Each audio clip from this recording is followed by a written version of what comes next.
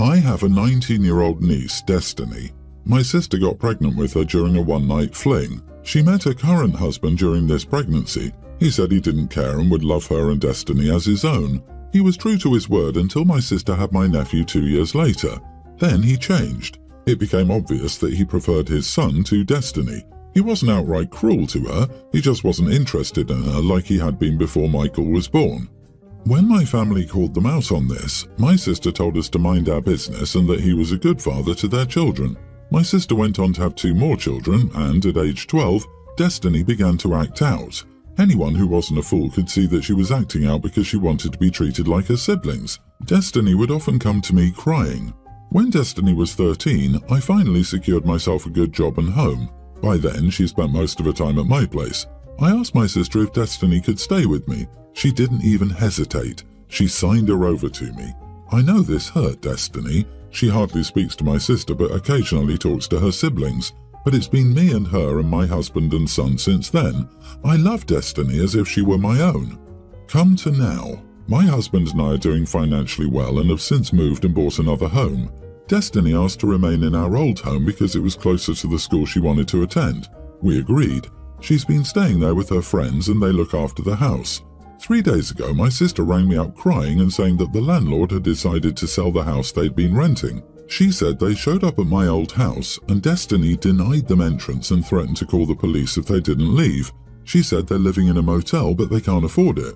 She asked me to kick out Destiny so they could have a home. I told her no. She got furious and said that I was making them homeless if I didn't allow them to stay. I told her no. She started screaming at me and I just hung up on her. I got a phone call from my parents asking if I was really okay with my sister and her children being homeless. I said they were not my responsibility and why can't they take them in? They said Dad was too old and won't be able to handle the noise. I still said no. She then asked if I could at least help them get a home. I was okay with that. But when I texted my sister about that, she said no, she wanted to stay in the house Destiny was in. I again said no. Since then, my sister has been a constant headache, ringing and texting. Blocking didn't help either because they just use another number. I know it's not my responsibility, but I do feel bad for my nephew and nieces. Am I the idiot for refusing to kick my niece out? So, they finally met their destiny. Now that's karma. Not the idiot at all. They're still trying to run all over Destiny's life and show they're more important. Install cameras at the old house today if you don't have any, and make sure there is no easy way to break in. Get Destiny and her friends in the same room and make sure they all know your sister and her family are never allowed in the house. If they try to trick or force their way in, tell them to phone the police. The landlord decided to sell the house and your sister immediately had to move out? That's not how that works. Your sister is not telling you the truth, or she's getting screwed over by her landlord. Your sister needs to remember that beggars can't be choosers. She should be glad you'd even help her find another house at all. Exactly. I can't think of a single state that allows for immediate eviction. Almost every jurisdiction increased renters' rights, even on a month-to-month lease, post-global issue. Sister is lying about something. What do you want to bet they hadn't paid rent in a while? Sister is such an entitled, greedy mess. She wants OP's house that Destiny is currently living at for free, hence why she doesn't want OP's help in getting a new house because she doesn't want to pay for it, which I think is the real reason the landlord kicked them out. They haven't been paying rent. She is such an idiot doing that to her child over a house that doesn't belong to her anyway. She's mad she couldn't steal OP's second house via both squatter rights and pulling the "but we're family" card. I also bet it must sting that the child she disowned blocked her at the door and is living a much better life than when living with her due to OP. My wife and I have a toddler son who she watches as a stay-at-home mother. I run my own dental practice and because of this I'm able to afford to keep her as a stay-at-home mom. She and I were not together very long before she got pregnant and I had her move in after only about a year of seeing each other. We were married exactly a week after Landon was born. Since then, she hasn't been the best. I'll frequently come home to a messy house, our son unbathed, laundry not done and dinner not cooked. I brought this up on multiple occasions and she says Landon is a handful and she doesn't have time to accomplish all the duties. Landon is always a piece of cake to deal with when I'm home, as well as on the weekends, so I never really believed her, but I didn't want to get into a fight. Well, last week she went out of state to visit her mother who is in hospice. I've never met her as they've been estranged for years, so my wife and I decided it would be better to stay at home with Landon while she's gone. I took work off to watch Landon. It's been the easiest week of my life since high school. I did the math and changing diapers averaged 20 minutes a day, cooking all meals took 40, loading the dishwasher took 10, giving him a bath was about 30 minutes apiece, and cleaning took me about 25 minutes a day. He was so well behaved. We had the best time playing around, and I only spent about 1.5 hours doing actual work. I'm honestly upset at this revelation that my wife does nothing all day while I work to provide for her and Landon. She gets back tomorrow, and frankly, once she's over her mother, I'm planning on telling her after living in her shoes for a week, I need her to step up to the plate because the amount of effort she's been putting in is unacceptable. If she doesn't do it, I'll have her leave because I don't feel like taking care of 2 children. She's a bit younger than me. She's 27 while I'm 33, but she's used goods. Most successful men don't want a woman with a kid from another man. I understood she hasn't grown into more mature habits, but I feel like once you become a mother who gets to stay at home and be provided for, you should at least hold up your end of the deal. So, am I the idiot for telling my wife she needs to do better? She's used goods. LOL, grow up, idiot. No wonder your place is a mess. She's probably depressed being with you. Do her a favor and divorce her. I hope your wife gets with an actual doctor for logical reasons. Dude, you took only 40 minutes total to cook 3 meals. The math isn't mathing. What did you eat? Cereal and sandwiches? Don't worry, most men do not think she's used goods, so she'll be just fine. You, on the other hand, would definitely find trouble, considering what you're like. LOL. I can't believe you just posted that about the woman you promised to spend your life with. Ha ha ha, she's 27 and has 1 child. What is going to be child support and spousal maintenance from a dentist? She's going to be fine.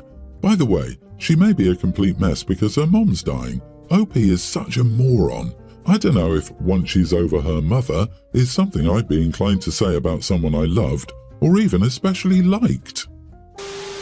I, 38 female, have a neighbour. We'll call her Sarah, 38 female. I'm married with 2 girls, pre-tween and tween, and she has 2 boys, same ages. Sarah is married, but her husband travels a lot for work and she works from home. I'm a teacher, so I have school breaks and summers off. Over winter break, Sarah's kids kept coming over to see if my kids could play. Play means they have been sent over because they're annoying mom and she's trying to work. Backstory, the kids were friends when they were younger, but as they got older they didn't really have much in common and they drifted apart. Her kids go to a parochial school and my kids go to public school, so they don't even have teachers or classmates in common. They don't have much in common anymore, and when they play, Sarah's kids fight a lot with each other and with my kids. One day over winter break, the younger one came to the door to see if my kids could play, and I told them they didn't want to play right now. Sarah texted me saying that she was on a work call and could really use some time with the boys out of the house. I caved and told my girls to try and find something they could do together. 10 minutes later, my oldest came upstairs crying, saying that one of the boys had made a nasty comment about how boring our house was and that it was dumb that I wouldn't let him play Xbox. The Xbox is my husband's, and it's in our family room, where I was doing laundry and watching a show. I told the boys if they were bored, they were more than welcome to leave. Now it's almost spring break, and Sarah just asked if I could watch the boys for 2 days because she has 2 busy work days and I'm off work. I told her no because we would be visiting family in Florida. She said okay and jokingly said, I guess I'll just hit you up in the summer. I replied and said that I would not be babysitting her kids over the summer. True emergencies, sure. I said, I'm sorry, but just because I'm not at school during the summer does not mean that I'm your free childcare. Yes, I don't physically go to work over the summer, but I take online classes for my masters and I teach online summer school. This means I'm also working from home. She blew up at me and told me I should help her because she's alone a lot. And now that the kids are older, it's hard to keep them entertained all day. I told her that I didn't care if the kids played together outside during the summer. Still, I would not be a caretaker or responsible for her kids unless she compensated me. I tried explaining to her that the kids do not get along the way they used to. My kids don't fight with each other like her kids fight with each other, and my kids don't really want them to be at our house all the time. Now she's angry and not speaking, and her oldest told my oldest that I'm not a good person because I won't help my neighbour. Am I the idiot because I won't watch her kids over the summer? Not the idiot, Just tell your daughters, tell him that he has a bad mom who can't even watch them when she's home. See how she likes that. Or that he's such a bad kid that good neighbours won't watch them for free in the summer. Also, what does her opinion mean for you? It should mean nothing. This is a one-way relationship where she takes and takes. What do you get in return? The Good Neighbour Award? The entitlement here is insane. A good neighbour is responsible for their own children and doesn't try to take advantage of others. You should also gossip and tell people that she sends her kids over unannounced and her kids behave poorly. And be honest. You've put in a lot of work for your students over the year and you deserve to have a little break as well. Find a list of local summer camps and give it to her. That's the most you can do for her. I, 30 female, got engaged to Jack, 31 male, last year. From the start, wedding planning was a nightmare. We were excited to celebrate and begin venue searching, but Jack broke his knee and couldn't walk for months. During Jack's recovery, his brother Paul got engaged to Eva. Immediately, the family's attention shifted. Paul and Eva had an engagement party, they got tour venues, and they got to go dress shopping. We were just the other ones. By the time Jack recovered, we realised that not only did we not want to compete with Paul and Eva, but a traditional wedding wasn't in our budget. It would be cheaper to elope in Greece with close friends and family and then honeymoon there. Happy with our decision, we told the family in May that we would get married in Greece in December. Everyone was excited for exactly 6 days, until Paul and Eva shared their date, 1 month before ours. It felt intentional. Paul has a thing about being the eldest and getting married first. Surprise, everything then turned to them. Band or DJ, white or beige linens, who would be the flower girl? Everyone only cared about Paul and Eva's big wedding, not mine and Jack's. It felt like everything was going wrong. Only one bridal party member, Taylor, said she'd go to Greece. Even my mom wouldn't come. Paul and Eva were determined to upstage us. Nobody cared about our wedding, and even the bachelorette party sucked, but that's another story. So Jack and I decided in July to do a private courthouse ceremony, something just for us instead of everyone else. Jack and I still eloped in Greece alone. It was perfect and we had a little of our budget left, so we decided to throw a small reception for friends and family back in the US when we returned. There we shared our secret. Jack and I married in July. People freaked out. Eva exclaimed, "What was the point of Greece?" and fumed the rest of the night. Our friends were quiet and kept to themselves. Taylor left early for an emergency. Even my mom left early. Later, Taylor called and said she felt hurt that she wasn't included in the real wedding. She was included. She learned about our real wedding when my family did. She was invited to the reception and to the beach, the two most intimate and expensive celebrations of my life. She used a lot of therapy talk like, "Your day isn't about me, I just wanted to be part of it." But nobody else complained, including my family, who were more important to me than anything. If they didn't feel excluded, why should she? My co-worker thinks I'm the idiot. She said people travelled for our reception on late notice just to be told they weren't important enough for the real wedding. But nobody cared about our wedding, they just felt entitled to it after the fact. Edit, there were 3 events. 1. Courthouse, July, just us. 2. Ceremony, honeymoon in Greece, December, just us. And 3. The reception in the US with the family is in January. Unfortunately, we had to uninvite my in-laws and Taylor from Greece after my mom couldn't attend.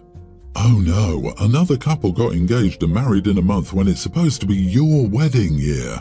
They're clearly out to get you, there's no other explanation. You know what? You are the idiot. LMAO, you made up an argument in your head and hurt both families to spite them. Exactly. I'm convinced this whole thing with Paul and Eva is entirely in your head, and you made a nonsense casserole over nothing. Life does not stop for anyone else when Jack is recovering, and Paul and Eva can have their wedding whenever they go. It's not like there's a line or anything on who can have weddings first. You sound like you really crave attention, and your words and actions throughout the post are super off-putting. As for the actual conflict, I don't know why you decided to wait until right then and there to announce that. It sounds so weird to attend a wedding only for one of you to randomly throw out, "Oh yeah, we actually got married months ago, LOL. It really just sounds spiteful and a reason to stir up drama nobody needed.